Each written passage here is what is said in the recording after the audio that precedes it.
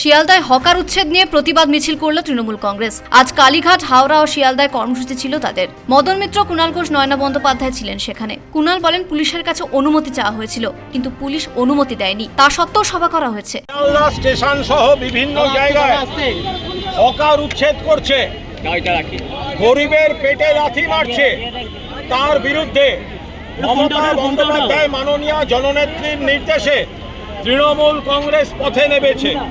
আজ শিয়ালদায় আমরা সভা করার অনুমতি চেয়েছিলাম। মাননীয় বিধায়ক নয়না বন্দ্যোপাধ্যায় চিঠি দিয়েছিলেন রেলকে এবং পুলিশকে।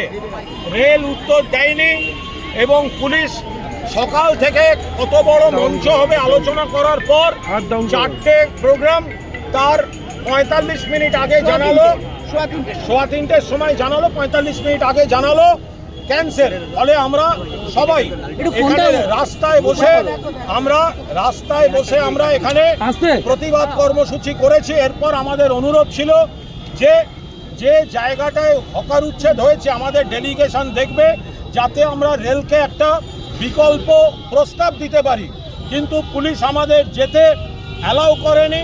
আমরা কোনো অশান্তির পক্ষপাতী নই, পরে আমরা নতুন করে ডেলিগেশনের জন্য ডিআরএমকে চিঠি দেবো। হাওড়ায় সভা করার কথা ছিল তৃণমূল কংগ্রেসের, কিন্তু পুলিশ অনুমতি দেয়নি তাদের। তৃণমূলের সভাস্থল ঘিরে জোরদার পুলিশি নিরাপত্তা ছিল। কুণাল ঘোষ বলেন, হকার উচ্ছেদ করা হয়েছে শিয়ালদা চত্বরে। সাধারণ মানুষের রুটি রুজিতে টান পড়েছে। শেখ ইরশাদের রিপোর্ট, পূবের কলম ডিজিটাল।